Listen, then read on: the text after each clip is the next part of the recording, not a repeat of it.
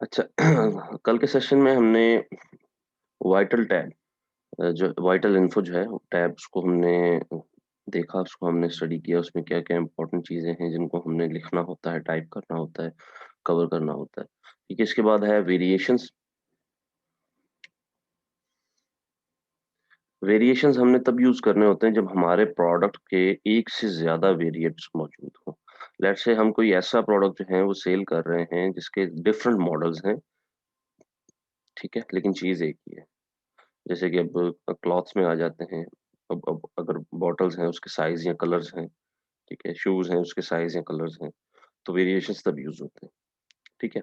So if your product will come in a variety of colors or sizes or any other distinct varieties, you will need to indicate that here, ठीक है? अगर हमारे product के different sizes हैं, different varieties हैं, different colours हैं, different variations हैं, varieties हैं, तो हमें उन्हें यहाँ पे मेंशन जो है वो करना होगा। Simply open the drop down menu and choose the type of variation that fits your product, ठीक है? तो जब हम वेरिएशन के टैब में जाएँगे, वहाँ पे एक ड्रॉप डाउन होता है, उसको हमने सेलेक्ट करना है, वहाँ पे डिफरेंट किस्म के जो है वेरिएशंस अवेलेबल हैं, कलर साइज़ के हिसाब से, ठीक है? वेट साइज़ के हिसाब से, डिफरेंट किस्म के इस तरह जो है वो अ, हमारे पास वेरिएशंस अवेलेबल होते हैं। तो हमने वहाँ से वेरिएशन जो है वो चूज़ करना है। वेरिएशंस वो चूज़ करने के बाद हमने नीचे जो हमने वेरिएशन की टाइप चूज़ की है, उसको हमने नीचे डिफाइन करना है। अगर कलर की है तो कलर डिफाइन करने हैं, 2 हैं, 3 हैं, 4 हैं, जो भी कलर हैं, कलर के नाम हमने लिख देने हैं। अगर साइज़ है तो साइज़ के हिसाब से स्मॉल है, मीडियम है, लार्ज है, एक्स्ट्रा लार्ज है, जो भी है, वो हमने मेंशन कर देना है। मेंशन करने के बाद जब हम इस तरह मेंशन करेंगे after you have chosen a variations, more fields will be revealed. तो और जो ज़्यादा फील्ड्स हैं वो भी रिवील हो जाएँगी। एक लिखा ऐड मोर करेंगे, तो वो दूसरी वेरिएशन आ जाएगी, फिर तीसरी, फिर चौथी इस तरह। To give extra clarification to your product listing, simply fill in the different variations you have within that theme, then click add variation, ठीक है? तो जो-जो वेरिएशंस हैं, जो-जो कलर्स हैं, जो-जो साइज़ेज़ हैं, वो हमने लिखने हैं, लिखने के बाद ऐड वेरिएशंस पे क्लिक कर देना है। जब हम ऐड वेरिएशंस पे क्लिक करेंगे, तो इस तरह ये सभी वेरिएशंस नीचे ड्रॉप डाउन में हमारे पास आ जाएँगे। Once you have added the variations, they will appear below. जिस तरह जब हम वेरिएशंस को ऐड कर लेंगे तो वो नीचे जो है हमें शो हो जाएँगी, नीचे ऐड हो जाएँगी। Now simply fill in the appropriate information for each variation in URL, ठीक है? अब इस तरह जो है हमारा जो वाइटल इन्फो में जो हमने इन्फॉर्मेशन ऐड की थी वो हमारी पेरेंट आ जाएगी। वो पेरेंट लिस्टिंग क्रिएट हो जाएगी, ठीक है? बाकी इन्फॉर्मेशन तकरीबन-तकरीबन सेम रहती है इनकी। सिर्फ़ जो है वो इनके कलर्स, इनकी इमेजेस और इनकी जो है वो अ, प्राइसेज़ वग़ैरह उनमें डिफरेंट आ जाता है। तो जब हमने इस तरह इसको ऐड कर लिया, ऐड करने के बाद क्या है हमने यहाँ पे इनके एसकेयूज़ देने हैं। जैसे हमने वाइटल इन्फो में जो हमारा मेन प्रोडक्ट है, मेन हमारी पेरेंट लिस्टिंग है, उसको हमने एसकेयू दिया। इसी तरह हम इनको भी एसकेयू डिफाइन कर देंगे, स्टॉक कीपिंग यूनिट। ये हम पर होता है कि हम इस पे क्या लिखते हैं, ठीक है? ये कुछ भी आप लिख सकते हैं। फिर आ जाता है प्रोडक्ट आईडी। जैसे कि मैंने आप लोगों को पहले बताया था कि प्रोडक्ट आईडी यूपीसी वगैरह जो यूपीसी कोड है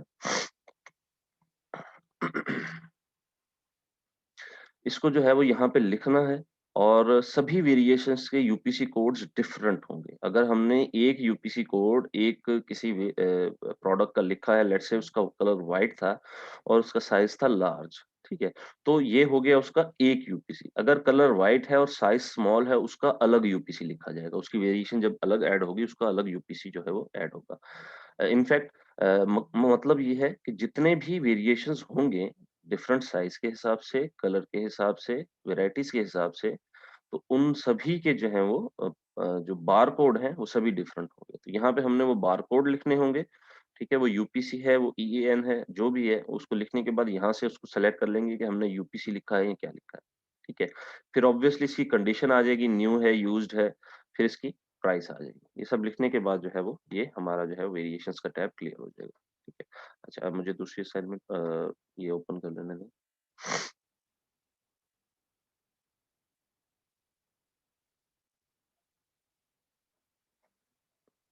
एक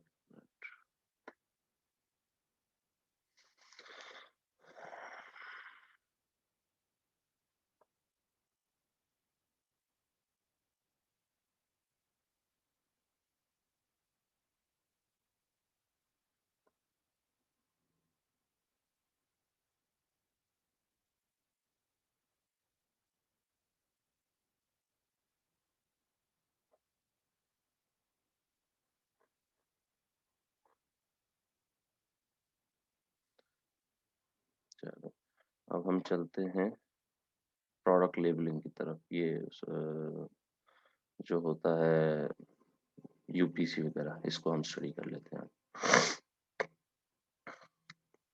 ठीक है, तो अमेज़न प्रोडक्ट लेबलिंग का जो तरीक़ेकार है, इसमें एक तो हमारा अमेज़न का प्रोडक्ट लेबल आता है, ठीक है? और उसके अलावा जो है यूपीसी, एसन, जीटीआईएन जितने भी मैंने आपसे डिस्कस किए, वो सभी जो है वो चीज़ें यहाँ पे आ जाती हैं। Labelling your products is the third step in the 6 step shipment creation process. अच्छा, ये वैसे शिपमेंट क्रिएशन प्रोसेस में आता है। अब शिपमेंट क्रिएशन प्रोसेस जो है वो हमारा थोड़ा-सा आगे जाके होगा, ठीक है? लेकिन यूपीसी को जो स्टडी करना है तो उसके लिए उसको मैं पहले ही कवर कर देता हूँ, ठीक है? अ, इसमें सबसे पहले है जी set quantity for shipment to Amazon, कि जब हमने अमेज़न को हमने अपनी लिस्टिंग बना ली।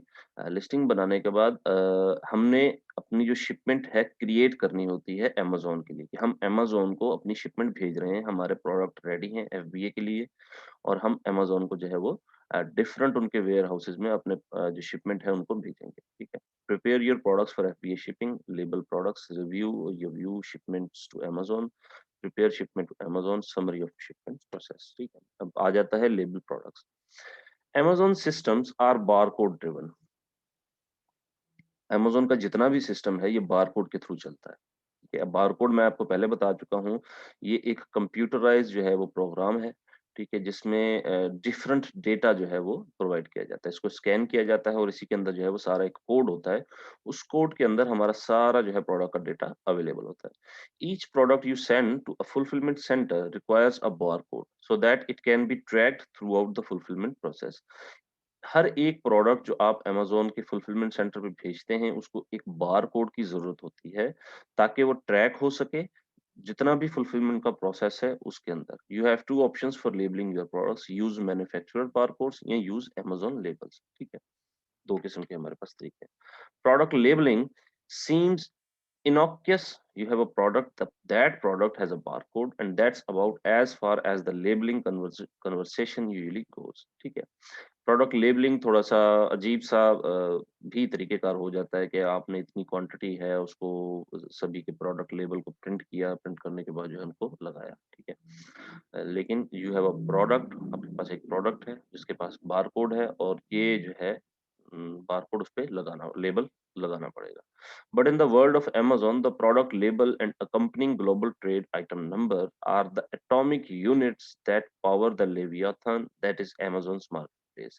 लेकिन Amazon में यही वो प्रोडक्ट लेबल ही है जिसको GTIN global trade identification number, अच्छा ये जो बारकोड होते हैं इनको GTIN कहा जाता है, ग्लोबल ट्रेड आइटम नंबर। ठीक है, अब GTIN में हमारे पास डिफरेंट किस्म के बारकोड्स आ जाते हैं, जैसे कि यूपीसी है, ईएएन है, जेएएन है, ठीक है, आईबीएएन है, आईबीएसएन है, इसी तरह हमारे पास डिफरेंट जो है वो नंबर्स आ जाते हैं। Though product labels may seem mundane, how you label your products impacts everything from your production line to vendor control. Product labelling जो है ये थोड़ा-सा डिफरेंट टास्क ज़रूर होता है, डिफरेंट मुश्किल टास्क ज़रूर होता है, लेकिन आप किस तरह जो है वो अपने प्रोडक्ट को लेबल करते हैं, ये सभी डिपेंड करता है आपकी प्रोडक्शन लाइन से लेके आपकी इन्वेंटरी या वेंडर कंट्रोल तक, ठीक? तो अगर आप प्रोडक्शन लाइन में हैं तभी आप इसको लेबल कर देते हैं तो दैट विल बी ईज़ी।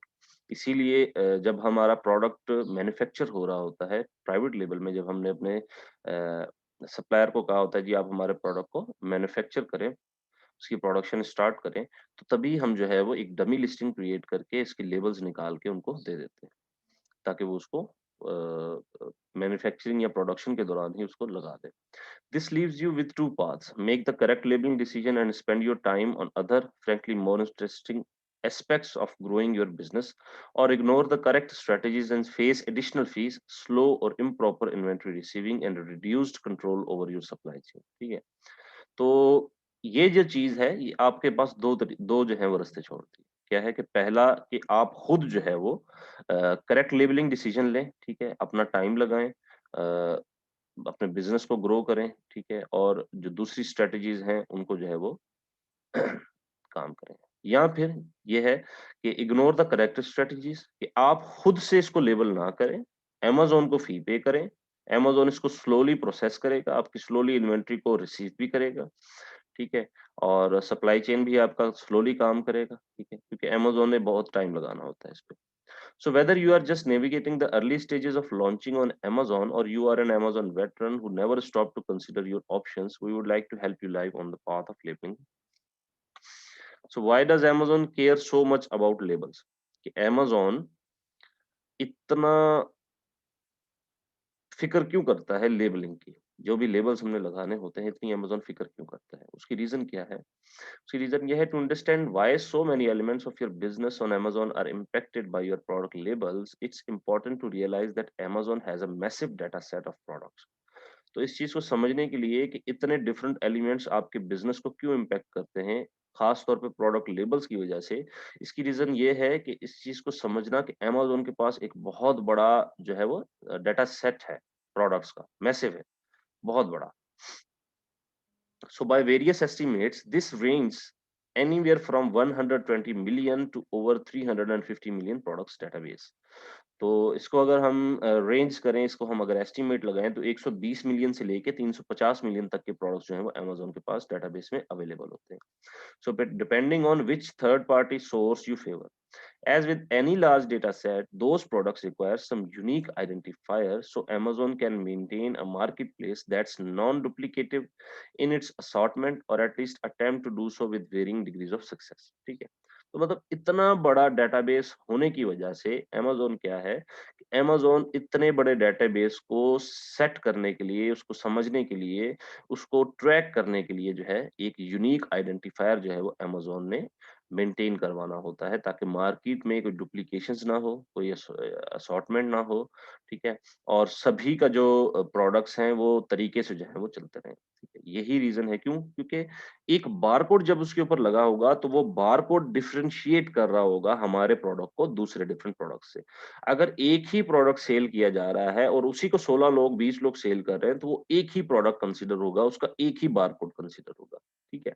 तो अगर मेरा प्रोडक्ट है, मैं भी शैम्पू बेच रहा हूँ, डव भी शैम्पू बेच रहा है, तो मेरा प्रोडक्ट उनके प्रोडक्ट से डिफरेंशिएट तब होगा जब उसके ऊपर मेरा एक तो ब्रांड है ऑब्वियसली, अब वो अमेज़न मेरे हर प्रोडक्ट को देखेगा नहीं, वो उसके बारकोड को चेक करेगा, ठीक है? तो मेरा बारकोड डिफरेंट है या नहीं है। ओके जी, अब आ जाता है जी जीटीआईएन। तो जीटीआईएन क्या है? So for products that have barcodes, this unique identifier is the GTIN. वो प्रोडक्ट्स जिनके ऊपर बारकोड्स होते हैं, इस यूनिक आइडेंटिफायर को जीटीआईएन कहते हैं। जीटीआईएन होता है ग्लोबल ट्रेड आइडेंटिफिकेशन नंबर, ये इसको एक नाम दिया गया है। Most North America-based sellers use a variation of the GTIN known as Universal Product Code (UPC), a 12-digit numeric string assigned to that particular product. तो जो अमेरिकन ज्यादातर हैं वो यूपीसी कोड यूज करते हैं जो 12 डिजिट का होता है।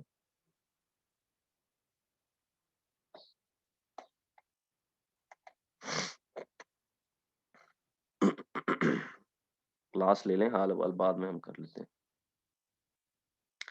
Europe has their own variant known as the European article number, ठीक है? और इसी तरह यूरोप का जो है अपना एक आर्टिकल नंबर है, ठीक है? इसको हम यूरोपियन आर्टिकल नंबर कहते हैं, ईएन, ये भी बारकोड ही है। This whole database of various barcodes is overseen by an international organisation known as the GS one. और ये जो जितना भी मैसिव डेटाबेस है बारकोड्स का, ये एक इंटरनेशनल ऑर्गेनाइजेशन है जिसको जीएस1 कहा जाता है। ये उस वो इसको ऑपरेट करती है, which ensures the interoperability of product identifiers in supply chains across the world। ठीक है? और ये जो GS1 है ये पूरी दुनिया में बारकोड्स देती हैं, मतलब पाकिस्तान, दुनिया में जितने भी मुल्क हैं इनका डेटाबेस जो है ये चलाती है। सबसे पहले इनके पास से बारकोड जो है वो जनरेट होता है। They are also the organization from which you purchase new barcodes and register the product code prefix associated with your company. More on this later। ठीक है? अब यही वो ऑर्गेनाइजेशन है जिससे हम जो है नए बारकोड रजिस्टर परचेज करते हैं और अपना प्रोडक्ट जो है इनके पास रजिस्टर करवाते हैं। ऑब्वियसली जब हम बारकोड परचेज करते हैं तो हमने अपने प्रोडक्ट की इंफॉर्मेशन उस बारकोड के अंदर जो है वो रजिस्टर करनी होती है ताकि उस बारकोड के अंदर हमारे प्रोडक्ट का डेटा अवेलेबल हो। जब उसको ट्रैक किया जाए तो पता चले कि ये कौन सा जो है वो प्रोडक्ट है, इस बारकोड में कौन सा प्रोडक्ट है। इसके बाद जो बारकोड या जो identifier, unique identifier Amazon use करता है, दैट इज़ ये अमेज़न की साइड से है एसन। ये हमने नहीं बनाना होता, ये अमेज़न बनाता है। लेकिन इसको भी हम डिस्कस कर लेते हैं obviously. On Amazon's side, every product in their catalog also has an Amazon specific unique product identifier known as the Amazon Standard Identification Number। ठीक है। अब Amazon की तरफ से हर एक प्रोडक्ट का जितने भी कैटलॉग हैं उसका एक Amazon का स्पेसिफिक जो है वो यूनिक प्रोडक्ट आइडेंटिफायर होता है जिसको हम एसन कहते हैं। ठीक है। अब एसन हमने पहले भी जिक्र किया है, इसको एसन कहते हैं और ये एसन क्या है? Amazon स्टैंडर्ड आइडेंटिफिकेशन नंबर, इसको एसन कहा जाता है। When a product that does not yet exist within Amazon's marketplace is added, जब कोई ऐसा प्रोडक्ट जो Amazon के डेटाबेस में, Amazon की मार्केटप्लेस में पहले से अवेलेबल नहीं है, ऐड नहीं है, Amazon takes in the products GTIN। तो फिर Amazon क्या करता है कि Amazon उस प्रोडक्ट का जो GTIN है, ग्लोबल ट्रेड आइडेंटिफिकेशन नंबर है, जो यूपीसी, EAN, JAN एटसेट्रा, कोई भी कोड है जो भी हमने लगाया, and then assigns it to an ASIN. और फिर क्या करता है वो उसको, वो जीटीआईएन उसका नंबर लेता है, बारकोड नंबर लेता है और वो उस एसन को जो है वो असाइन कर देता है। और इस तरह जो है वो हमारा एक नया एसन हमारे प्रोडक्ट का क्रिएट हो जाता है। मतलब हमने यूपीसी लगाया, प्रोडक्ट लिस्टिंग क्रिएट की, लिस्टिंग क्रिएट करने के बाद उसको ओके किया, तो वो प्रोडक्ट पहले अवेलेबल नहीं था। ठीक है। तो अब क्या होगा कि हमारा जो बारकोड होगा वो उस एसन के साथ जो है वो लिंक हो जाएगा। अमेज़न उसको लिंक कर देगा, एसन अमेज़न खुद क्रिएट कर देगा। You have created yet another product within the millions already on Amazon। अच्छा, इसके बाद एक मिनट, अब यहाँ पे जीटीआईएन पे आ जाता हूँ मैं, वो लेबलिंग का सीन है। जी, जी, हर प्रोडक्ट का डिफरेंट होता है सर। हर वेरिएशन का एसन भी डिफरेंट होता है। जैसे कि मैंने आपको बताया कि जैसे यूपीसी डिफरेंट होता है ना, मतलब जब हर प्रोडक्ट का यूपीसी डिफरेंट हो जाएगा, तो इसी तरह हर प्रोडक्ट का एसन भी डिफरेंट हो जाएगा। वो एसन उस यूपीसी के साथ अटैच हो जाएगा, ठीक है? तो बाज़ औक़ात इस तरह भी होता है, हमारी लिस्टिंग सप्रेस हो जाती है कि डुप्लीकेट यूपीसी कोड हम यूज़ कर लेते हैं, ठीक है? या यूज्ड यूपीसी जब हम यूज़ कर लेते हैं, तो पहले से किसी एसन के साथ अटैच होता है, तो वो कॉन्फ्लिक्ट हो जाता है। तो इस वजह से भी हमारी जो लिस्टिंग है, वो सप्रेस हो जाती है, ठीक है? तो इसलिए हमने नए जो बारकोड्स हैं, उन्हीं को जो है वो यूज़ करना होता है, ठीक है? अच्छा, अब ये हमारे पास जो है वो यहाँ पे कुछ एफबीए लेबलिंग मेथड्स भी मौजूद हैं, जैसे कि मैंने आपको बताया था कि एफबीए यूज़ मैन्युफैक्चरर बारकोड्स है और यूज़ अमेज़न लेबल्स है, ठीक है? तो 2 किस्म के जो हैं वो हम इसको यूज़ कर सकते हैं। ये जब हमने शिपमेंट भेजनी होती है तब, ठीक है? खैर, मैं जीटीए की तरफ आता हूँ, किधर गया? ये आ गया। GTA, more about GTA. For a long time, they were simply optional in retailers' product catalogs, but GTIN codes have now become essential or even compulsory for selling on both your online store and on marketing channels। काफी अरसे तक ये barcodes वगैरह जो थे, ये retailers के लिए, रिटेल प्रोडक्ट्स के लिए बहुत ही ऑप्शनल काम था। मतलब रिटेलर्स को जरूरत नहीं होती थी। ये जब कंपनीज अपने प्रोडक्ट्स बनाती थी या होलसेलर के पास जब वो प्रोडक्ट आता था, डीलर्स के पास, तो तब ये बना के वो भेजते थे।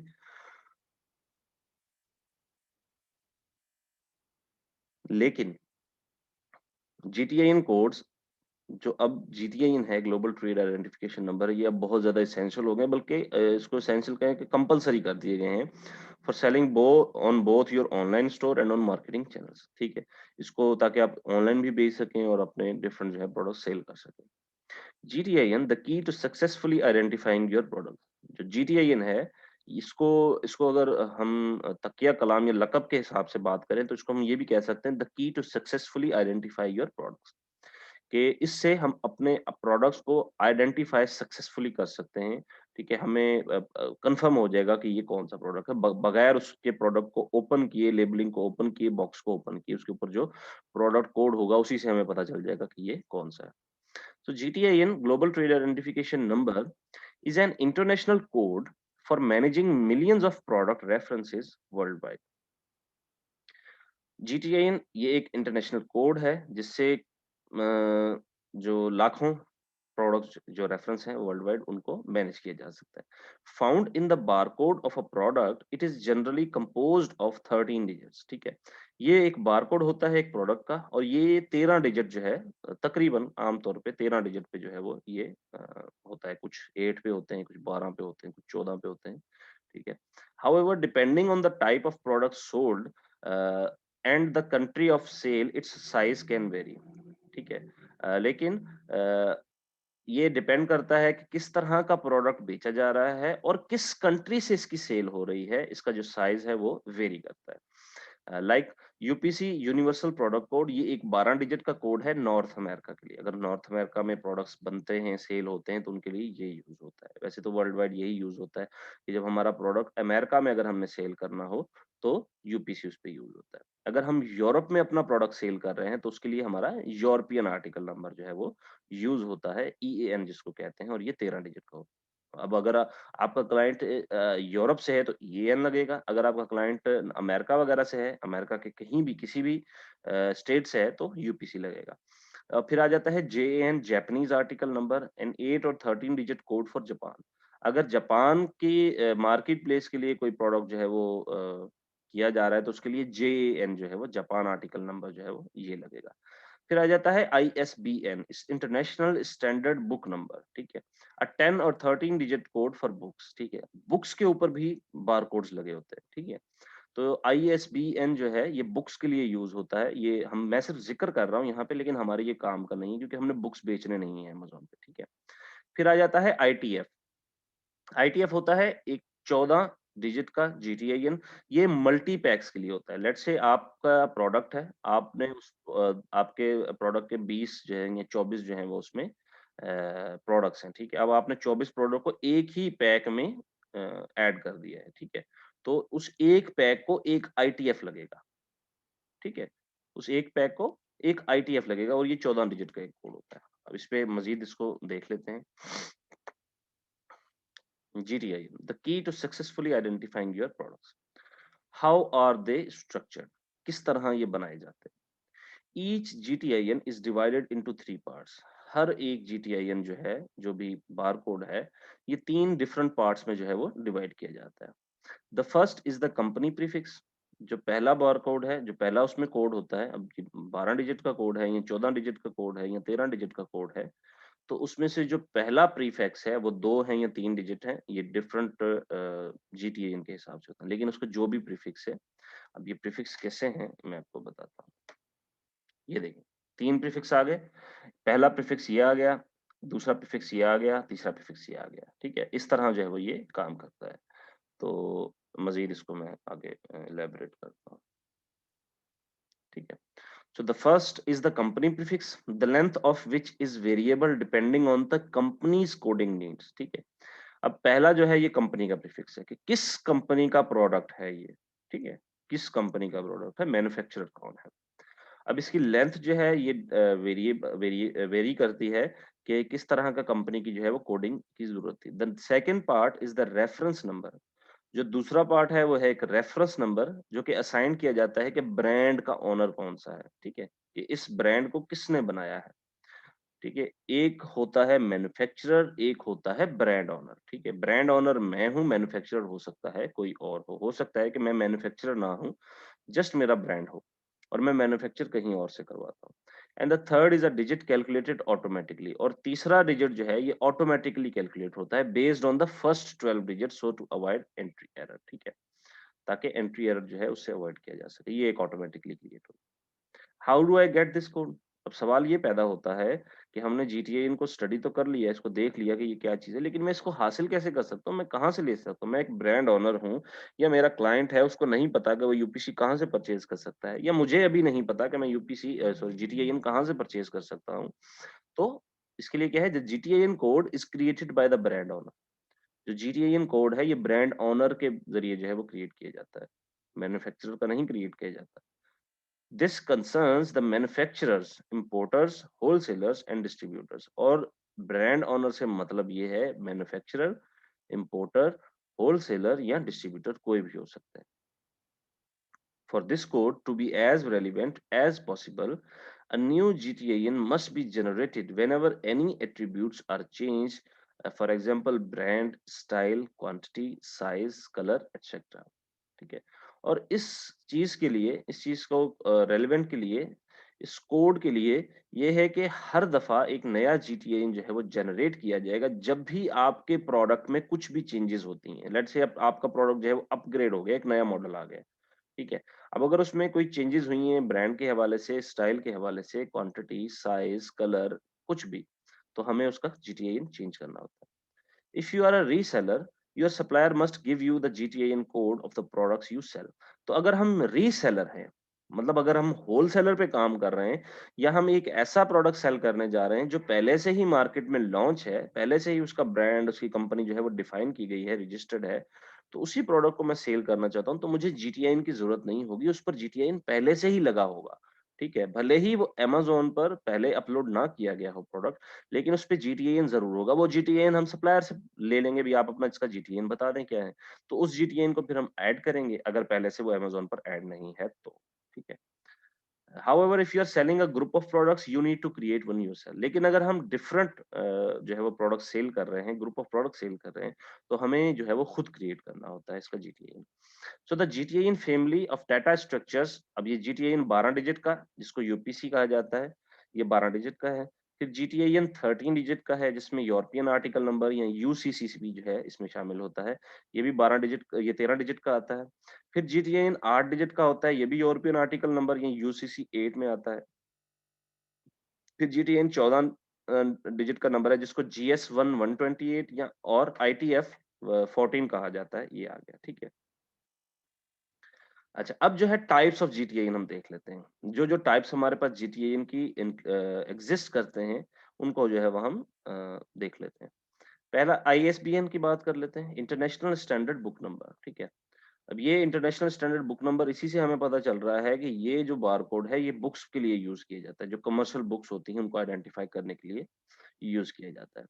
The international standard book number is a numeric commercial book identifier which is intended to be unique.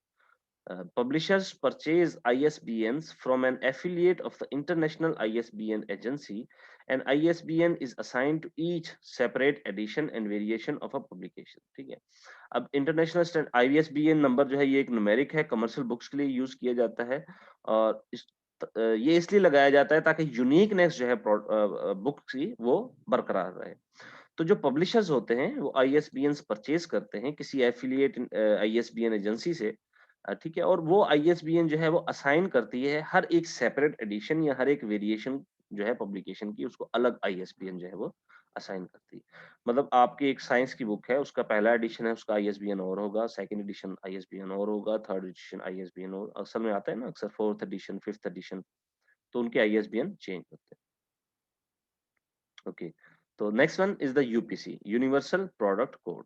The Universal Product Code is a barcode symbology that is widely used in the United States, Canada, Europe, Australia, New Zealand, and other countries for tracking trade items in stores. UPC consists of 12 numeric digits that are uniquely assigned to each trade item.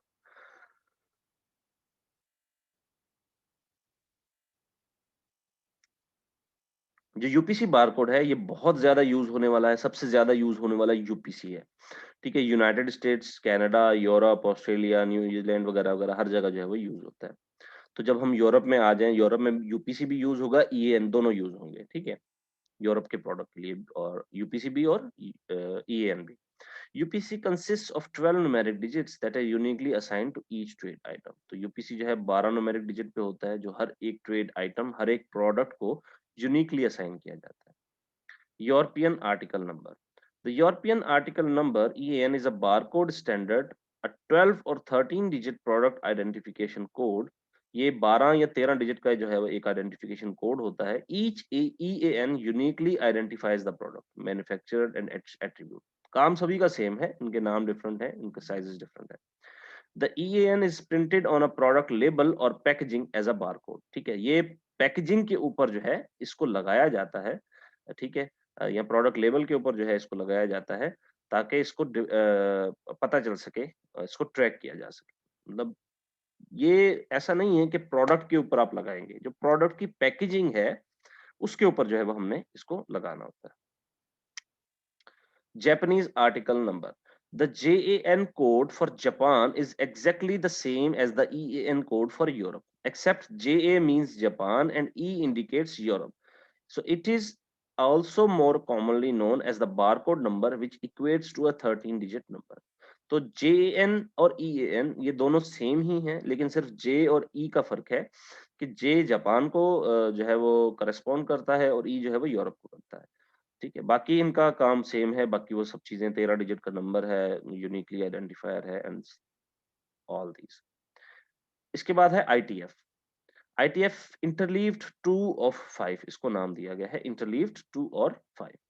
ITF 14 is the GS one implementation. अब ये जो packet होते हैं पूरे 24 का जी pack आ गया, 12 का pack आ गया, 50 का पैक आ गया, 30 का पैक आ गया, पैक होता है तो उसपे जो है वो आईटीएफ लगता है। ठीक है, आपको इस चीज का समझ आ गया होगा, ताकि आप पैकिंग देखें। अब एक जूस है, सपोज एक जूस का कार्टन है, आप उस जूस के कार्टन को जो है वो अब पैक है, उसमें 24 जो है वो 24 हैं जितने भी हैं उसमें 24 जो है वो जूस के जो छोटे छोटे बॉक्सेस हैं वो अवेलेबल। ठीक है, अब उसको देखने के लिए कि ये सारी डिटेल उसमें क्या है, सब कुछ क्या है, कैसे है, उस पैकेट को खोला तो नहीं जाएगा ना, उसके ऊपर एक पहले से ही बारकोड लगा दिया जाएगा, ताकि उसी को जो है वो स्कैन किया जाए और हमें पता चल सके कि इसकी मैन्युफैक्चरिंग क्या है, एक्सपायरी क्या है, किसने मैन्युफैक्चर किया है, क्या ब्रांड है, वगैरह वगैरह। So ITF 14 is the GS1 implementation of an interleaved 2 of 5 ITF barcode to encode a global trade item number। ठीक है, ताकि जिस इसमें जो है वो GTIN जो है वो ऐड किया जा सके। ITF 14 symbols are generally used on packaging levels of a product such as a case box of 24 cans of soup। The ITF 14 will always encode 14 digits। और जो ITF 14 होता है, इसमें जितने भी 14 डिजिट्स होते हैं, इन सभी में जो है वो कोडिंग की जाती है, इन सभी के जो है वो नंबर्स यूज किए जाते हैं। ठीक है, अब ये मैं आपको आपको समझ आ गई होगी कि कैंस जो होते हैं, या एक पैकेट बना दिया जाए मल्टीपल जो है वो क्वांटिटी का, डिफरेंट क्वांटिटी का, तो उस पैक के ऊपर जो है वो ये आईटीएफ लगता है। The 4 different types of GTIN in use।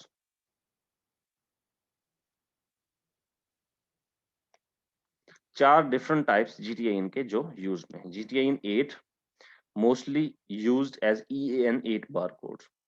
GTIN 12 used mostly for UPC barcodes। GTIN 13 used mostly for ISBN, JAN और EAN13 barcodes। GTIN 14 this is for wholesale और multi pack products। ठीक है, अब ये multi pack products या wholesale के लिए use होता है GTIN 14, जिसको हम ITF कहते हैं। All GTINs, regardless of the number of digits, have a similar structure। तो जितने भी GTIN हैं, ठीक है, अब इनके सिर्फ स्ट्रक्चर्स को अगर हम बात ना करें, स्ट्रक्चर से हट के इनका जो है वो सिमिलर जो है वो स्ट्रक्चर है। The structure is company prefix. अब इससे स्ट्रक्चर में क्या क्या चीजें आ जाती हैं, इसमें कंपनी का डेटा आ जाता है, कंपनी का एक प्रीफिक्स होता है, आइटम रेफरेंस होता है और एक चेक डिजिट होता है। चेक डिजिट का मतलब ये है कि ये एक ऑटोमेटिकली क्रिएट होने वाला है, ताकि अगर पहले से ही कोई ऐसा हमसे देखें, अब हमारा कंपनी प्रीफिक्स एक सेम पहले भी है, आइटम भी सेम है, ठीक है, अब उसमें एक चेक डिजिट लगा दिया जाएगा उसको बारकोड को तब्दील करने के लिए, क्योंकि अब ये वेरिएशन हमारी चेंज हो रही है। ठीक है, हमारा प्रोडक्ट का मैन्युफैक्चरर भी सेम है, हमारा ब्रांड भी सेम है। ठीक है, अब उसमें नाम उसका कलर या उसका साइज के हिसाब से उसकी वेरिएशन है, तो एक टच चेक डिजिट पिछले कोड से एक चेंज हो जाएगा, ताकि डुप्लीकेशन ना हो। In GTIN 14, there is an additional packaging level indicator to indicate whether the product is an item or a case। और जो GTIN 14 है, इसमें एक एडिशनल पैकेजिंग लेवल का इंडिकेटर होता है, जिससे ये पता चलता है कि आया ये जो प्रोडक्ट है ये एक आइटम है या ये एक केस है। ठीक है, इससे हमें ये भी पता चलता है कि ये इसके अंदर एक आइटम मौजूद है या ये एक केस है जिसके अंदर डिफरेंट आइटम्स मौजूद है। Where GTIN 8, GTIN 12, and GTIN 13 numbers are represented as GTIN 14, the main data structure left justified zeros pad out the number। ठीक है, तो अगर GTIN 8, GTIN 12 या GTIN 13 का जो नंबर्स हैं वो GTIN 14 में अगर रिप्रेजेंट किए जाए, तो जो उसके जो बाकी के जो नंबर हैं, जैसे कि GTIN 8 था, ठीक है, GTN 8 में तो 8 नंबर होते हैं, लेकिन अगर उसको GTN 14 में एक पैक की सूरत में उसको लगाया जा रहा होगा, तो उसके जो बाकी के इज़ाफ़ी नंबर हैं, उसको ज़ीरोज़ में रिप्रेज़ेंट कर दिया जाएगा। For example, the GTN 12 number 01234567890 becomes 00012345678905 in GTN 14। अब ये 12 डिजिट का था और इसको जो 14 डिजिट में कन्वर्ट किया गया तो इसके आगे जो है वो 2 ज़ीरोज़ और लगा दिए गए, इसको फॉर्मेट तब्दील करने के लिए। So two additional zeros are added to the left of the number to bring it from 12 characters up to 14 characters। अब ये तो असल में GS1 का काम होता है, हमारा नहीं होता, लेकिन इसको समझना ज़रूरी है। इसके बाद आ जाता है FNSKU। ठीक है, अब ये सभी बारकोड्स के रिलेटेड मैं आपको बात कर रहा हूँ, लेबल्स, बारकोड्स, इन सभी चीज़ों का बता रहा हूँ आपको। FNSKU जिस तरह हमारे पास SKU होता है, स्टॉक कीपिंग यूनिट, इसी तरह एक FNSKU होता है, fulfilment network stock keeping unit. ठीक है, ये अमेज़न का एक अपना बारकोड जो है वो यूज़ होता है, जो लेबलिंग पे लगाया गया होता है। अब जो हम लेबल्स यूज़ करते हैं ना, जो मैं कहता था कि हमने अमेज़न के पास इन्वेंटरी भेजनी है और उसके ऊपर हमने लेबल्स जो हैं वो यूज़ करने हैं। तो उन लेबल्स के ऊपर जो कोड होता है उसको हम FNSKU कहते हैं, ठीक है? इसको SKU के साथ आप लोग कंपेयर ना कीजिएगा, कन्फ्यूज़ ना कीजिएगा, यूपी के साथ यूपीसी के साथ जो है वो कन्फ्यूज़ ना कीजिएगा, ठीक है? ये FNSKU जो है वो अमेज़न की तरफ से जनरेट होता है, हमारा यूपीसी, EAN और एसन के यूज़ करते हुए ये एक FNSKU जो है वो जनरेट होता है। और ये FNSKU जो है अमेज़न अपने वेयरहाउसेज़ में इसको स्कैन करता है ताकि इसको पता चल सके कि कौन-सा प्रोडक्ट है ये।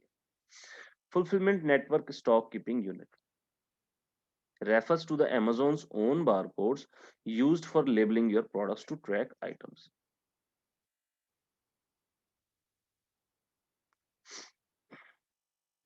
Track items in their warehouse, ठीक है?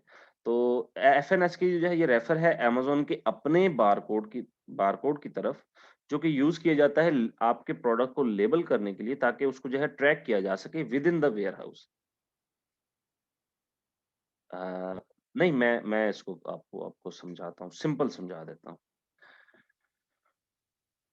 सबसे पहले जो चीज़ हमें हमने जब नया प्रोडक्ट एक मार्केट में लॉन्च करना होता है ना, सबसे पहले उसके लिए एक हमें GTIN चाहिए होता है। GTIN असल में एक इसको बारकोड कहते हैं, ठीक है? Global trade identification number.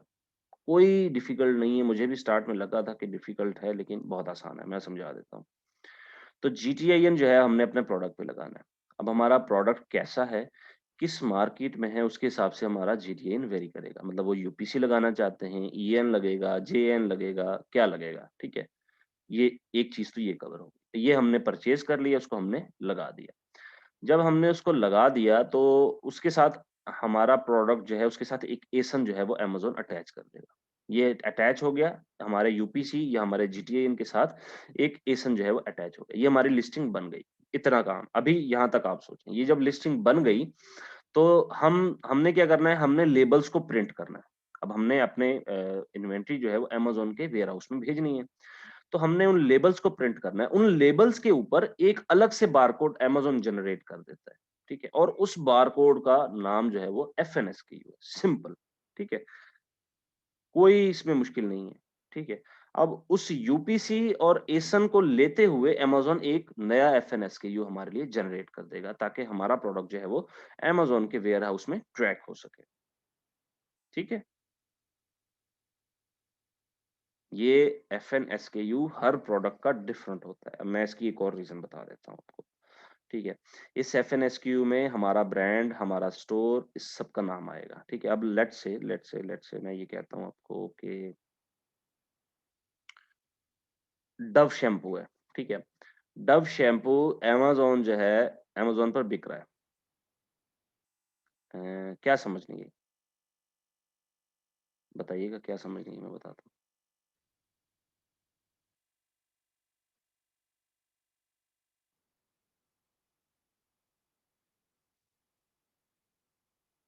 हाँ, मैं समझा रहा हूँ, वही समझा रहा हूँ। इसको fulfilment network stock keeping unit कहा जाता है। मैं सिंपल सी ज़ुबान में आपको समझाता हूँ। आप जो है वो किसी के साथ मी टू करते हैं। ठीक है, वो बेच रहा है जी एक शैम्पू बेच रहा है, डव शैम्पू है, उसके साथ जो है वो 15 जो है वो रीसेलर जो है वो मौजूद हैं, ठीक है? 15 लोग जो हैं उसके साथ अटैच हैं।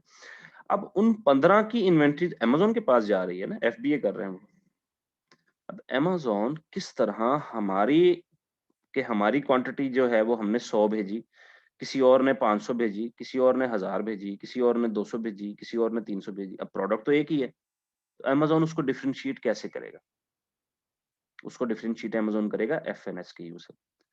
क्योंकि जब एफएनएसकेयू जनरेट करता है अमेज़न, वो हर एक सेलर का अलग एफएनएसकेयू जनरेट करता है, ठीक है? अब आपको बात समझ में आई कि नहीं? इस एफएनएसकेयू में हमारा सेलर का जितना भी डेटा है वो अवेलेबल होता है इसके अंदर ही कि फलाँ सेलर का ये प्रोडक्ट है और इस ब्रांड का है, इस क्वांटिटी, इस क्वालिटी, इस चीज़ का है। अब आपको शायद समझ आ गई हो, ठीक है? ये एफएनएसक्यू इसलिए बनता है, जो प्रोडक्ट लेबल्स हम बनाते हैं। जो हमने कहा था कि हमने एक डमी लिस्टिंग क्रिएट करनी है, डमी लिस्टिंग क्रिएट करके अपनी लिस्टिंग में जाना है, मैनेज इन्वेंटरी लिस्टिंग में जाना है, वहाँ जाके प्रिंट लेबल्स पे क्लिक करना है और एक अलग जो है पेज ओपन हो जाएगा, वहाँ पे हमने अपनी क्वांटिटी देनी है कि हम इतनी क्वांटिटी जो है वो अमेज़न के पास भेजना चाह रहे हैं और उसको हम प्रिंट लेबल कर लेते हैं। वो जो लेबल्स हमारे पास आ जाते हैं, वो हमारे स्पेसिफिक हमारे सेलर के जो हमारा अमेज़न का अकाउंट है उसके रिलेटेड होते हैं। उसी के अंदर हमारा सारा सभी जो है सेलर का डेटा लिखा गया होता है। अब आपको शायद समझ आ गई होगी कि एफएनएसकेयू क्यों लगाया जाता है? इतने बारकोड्स क्यों ल देखें, जो यूपीसी है या जो जीटीएन जिसको मैं कह रहा हूँ, वो इसलिए लगाया जाता है ताकि ये डिफरेंशिएट हो सके कि इस तरह का प्रोडक्ट पहले अमेज़न पर अवेलेबल तो नहीं है। ठीक है? एक तो चीज़ ये हो गई। अब जब एक नया यूपीसी आ गया इसका मतलब है एक नया प्रोडक्ट आ गया। तो जब एक नया प्रोडक्ट आ गया तो उस नए प्रोडक्ट को एक नया एसन में देगा अमेज़न, ठीक है? ये हो गई एक चीज़। लेकिन जो एफएनएसकेयू है ये हर सेलर के लिए अलग है, भले ही वो एक जैसा प्रोडक्ट क्यों ना सेल कर रहे हों। ठीक है? अब आपको शायद समझ आ गई होगी।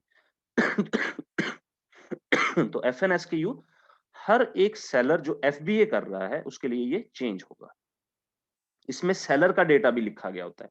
प्रोडक्ट का तो यूपीसी के थ्रू आ ही जाएगा ना, लेकिन इसके अंदर सेलर का डेटा लिखा गया होता है कि सेलर ने 50 जो है वो यूनिट एफबीए किए हैं और सेलर का फलाँ नाम है, ये फलाँ जो है वो मार्केट में सेल कर रहा है और इसने फलाँ-फलाँ जगह अपने वेयर हाउसेज़ में हमारे जो अब हमारे वेयर हाउसेज़ में अपने प्रोडक्ट जो हैं वो भेजे। तो ये अमेज़न एफएनएसकेयू इसलिए यूज़ होता है। जिस तरह हम एसकेयू स्टॉक कीपिंग यूनिट अपने रेफरेंस के लिए लगाते हैं कि जी मेरे पास 10 प्रोडक्ट्स हैं, ठीक है? उन 10 प्रोडक्ट्स को मैं डिफरेंट नाम जो है वो दे देता हूँ कि सपोज़ जी मैं उसको एक को देता हूँ 001, 002, 003, 004 इस तरह मुझे पता चलेगा कि मेरे पास 10 जो हैं वो प्रोडक्ट्स अवेलेबल हैं। जी, जी। ये आइडेंटिफ़ाई करने के लिए ये किस सेलर की तरफ से ये प्रोडक्ट जो है वो सेल किया जा रहा है। क्योंकि देखिए ना जब हमें एक ऑर्डर आएगा तो अमेज़न किस तरह डिफरेंशिएट करेगा कि किसका ऐसा तो ना हो कि हम मी टू कर रहे हैं। 20 लोग तो पहले ही उस प्रोडक्ट को बेच रहे हैं और उन्होंने भी एफबीए किया होगा, उनकी भी इन्वेंटरी वेयर हाउस में आएगी। मेरा नाम भी हमज़ा है, आपका नाम भी हमज़ा है, एक तीसरे बंदे का नाम भी हमज़ा है। तो उसको कैसे ये डिफरेंशिएट कर पाएगा कि ये किस हमज़ा की इन्वेंटरी है, वो डेटा एफएनएसकेयू में लिखा गया था। तो एफएनएसक्यू लेबल्स को ही कहा जाता है, ठीक है? वो लेबल्स ही होते हैं, इसको हम आसान ज़ुबान में जो नाम देते हैं, वो लेबल देते हैं। असल में लेबल तो एक ठप्पा होता है ना, कि ये ठप्पा लग गया जी। अब ठप्पे पे क्या होता है, ठप्पे पे ये निशानी होती है कि ये किसका प्रोडक्ट है और वो जो ठप्पा लग गया और ठप्पे के अंदर एक बारकोड है, वो अमेज़न खुद ही स्कैन करेगा। जो अमेज़न के पास बड़े-बड़े स्कैनर्स होते हैं ना, उसके साथ वो स्कैन करता है। जब हमारी इन्वेंटरी अमेज़न के पास जाती है, तो उन्हें पता चल जाता है एफएनएसक्यू से कि ये किस बंदे की जो इन्वेंटरी हमारे पास आई, फिर वो उसको अलग करके रख देते हैं, ठीक है? तो ये इस तरह जो है वो यूज़ होता है। अब इसमें कोई कन्फ्यूज़न तो नहीं है आपको? अब सभी समझ आ गया जीटीआईएन, एसन और एफएनएसक्यू सभी समझ आ गया?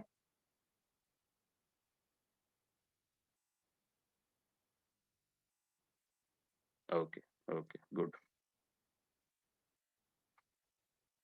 चलें, हम ब्रेक ले लेते हैं। मेरा गला बिल्कुल खुश्क हो चुका है क्योंकि ये टॉपिक थोड़ा-सा है भी इस तरह का, मैं भी समझता हूँ लेकिन अब आपको शायद समझ आ गई। हमारे टीचर ने हमें इस तरह नहीं समझाया था, हमारे जो ट्रेनर थे ना, हमने बड़ी मुश्किल से इस चीज़ को समझा था।